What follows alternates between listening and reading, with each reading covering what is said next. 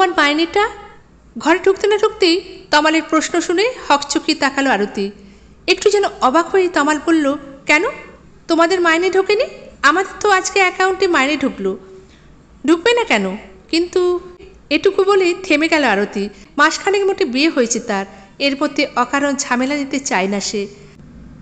তমালরা এমনিতেই খুব ভদ্র আচরণ করেছিল পাত্রী দেখতে গিয়ে। ছেলেপক্ষ হিসেবে কোনো দাবি দেওয়া ছিল না, তাকে উল্টোপাল্টা কোনো প্রশ্নও করেনি।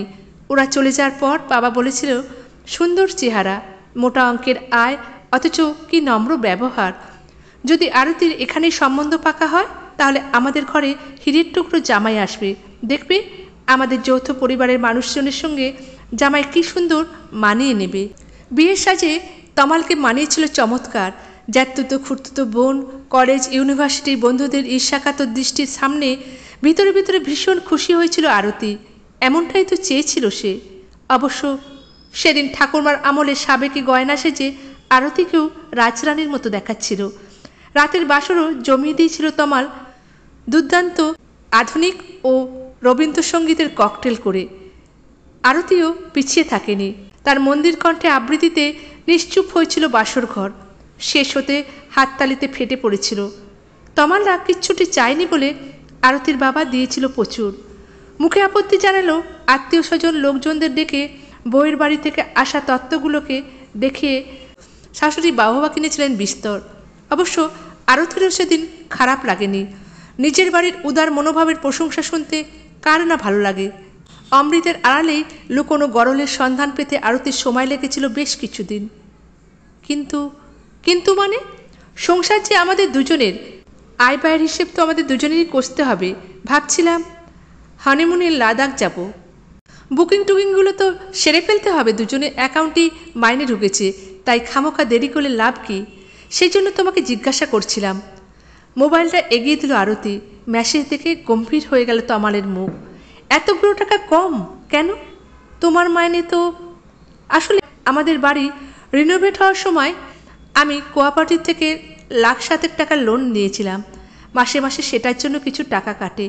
তাছাড়া চাকরির জীবন শুরু করার পর থেকে আমি কিছু ইনভেস্ট করি, সেখানেও কিছু টাকা কাটা যায়। তাছাড়া নতুন ফোন কিনেছি, তার ইএমআই, বাকি টাকাটা স্যালারি হিসেবে হাতে পাই। তোমাদের বাড়ি রিনোভেটে তুমি কেন টাকা দেবে? টাকা তো তোমার বাবার দেওয়ার কথা। মোবাইলই বা ইএমআইতে কেনার দরকার কি? ক্যাশ পেমেন্ট করে দিলেই পারতে, বলে উঠল তমাল। আমি বলেছিলাম আমি দেব। মোবাইল কেনার সময় অত ক্যাশ টাকা অ্যাভেলেবেল ছিল না, তাই। ফ্যাকাশে হাসার চেষ্টা করলো আরতি। তুমি বললেও তোমার বাবার নেওয়া উচিত নয়।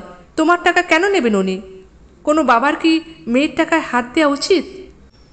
আমি তো এই প্রথম শুনছি আর্থিক সচ্ছলতা থাকা সত্ত্বেও মেয়ের থেকে কোনো বাবা বাড়ি রিনোভেট করার টাকা নেয়। তমালের গম্ভীর মুখ আরও খানিকটা গম্ভীর হয়ে উঠল।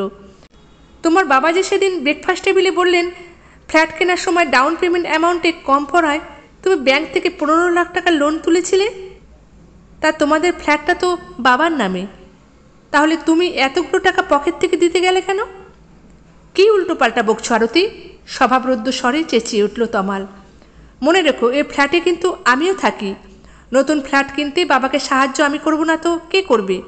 একমাত্র ছেলে হিসেবে আমারও তো সংসারের প্রতি খানিকটা দায়িত্ব বর্তায় নাকি? হাসলো আরতি।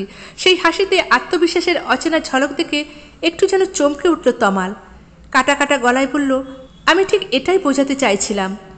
ওটা কেবল বাবার বাড়ি নয়, আমারও বাড়ি তমাল। ছোট ছোট থেকে আমি ওখানেই বড় হয়েছি। বাবা মা ভালো স্কুলে ভর্তি করেছেন, যত্ন করে পড়াশোনা শিখিয়েছেন বলেই আজ এই চাকরিটা করে খাচ্ছি। তোমার যেমন এক ছেলে হিসেবে তোমার বাবার প্রতি দায়িত্ব কর্তব্য রয়েছে, এক মেয়ে হিসেবে আমারও তেমনি পূর্ণ দায়িত্ব রয়েছে তাদের ভালো রাখার, আর যে কোনো মূল্যে সে দায়িত্ব পালন করব আমি। গম্ভীর মুখ করে ঘর ছেড়ে বেরিয়ে গেল তমাল। ঘর লাগোয়া অ্যাটাচ বাথরুমে ঢুকে শাওয়ার চালিয়ে দিল আরতি। ফ্রেশ হতে হতে ভাবল আবার একটা ঝড় উঠতে চলেছে। মনে মনে বলল, উঠুক ঝড়, প্রয়োজনে সামনে দাঁড়িয়ে মোকাবেলা করবে, কিন্তু কোনো মতেই পিছিয়ে আসবে না। বিয়ে করেছে বলে মা বাবার দেখভালের দায়িত্ব কোনোভাবেই এড়িয়ে যাবে না সে, হাজার অশান্তিতেও।